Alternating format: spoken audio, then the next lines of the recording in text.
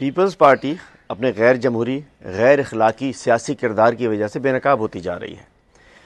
आज हल्का NA 231 मलीर, जो कि हमारे 8 फरवरी के इलेक्शन में खालिद महमूद एडवोकेट साहब वो जीते थे अब्दुल हकीम बलोच से, और इन्होंने ठप्पे शप्पे लगा के जाली वो रिकॉर्ड बना के उसको फॉर्म 47 निकलवा दिया था। उसके बाद ट्रिब्यूनल ने ऑर्डर किया दोबारा गिनती का। अरे भाई, इतने शेर थे तो करा देते ना।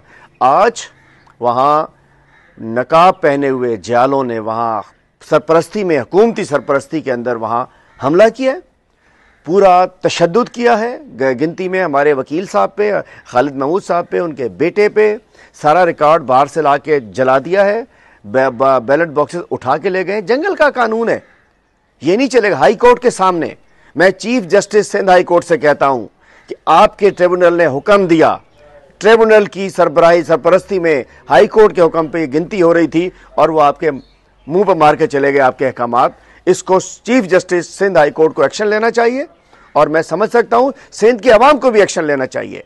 आज जो गुंडागर्दी हुई है, आज जो ज्यादती हुई है, आज जो बदमाशी हुई है, आज जो बेशर्मी हुई है, आज जो बेगैरती हुई है, जो बेहयाई हुई है, इसका सबूत कहीं नहीं मिलता है।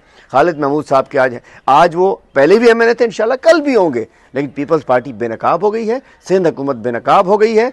हमारी तो 22 सीटें हैं शहर के अंदर, सब हमारी सीटें हैं यहाँ, और ये NA 231 के ऊपर आज जो कुछ हुआ इंशाल्लाह फतह इंसाफ की होगी, फतह हमारी होगी, ये सीटें हम वापस लेंगे, और आज जो कुछ हुआ है इसके ऊपर इंशाल्लाह हम अदालत में भी जाएंगे और हर तरीका हम एहतजाज का अपनाएंगे इंशाल्लाह। हम इसकी शदीद मजम्मत करते हैं और इसको आइंदा नहीं होने देंगे इंशाल्लाह।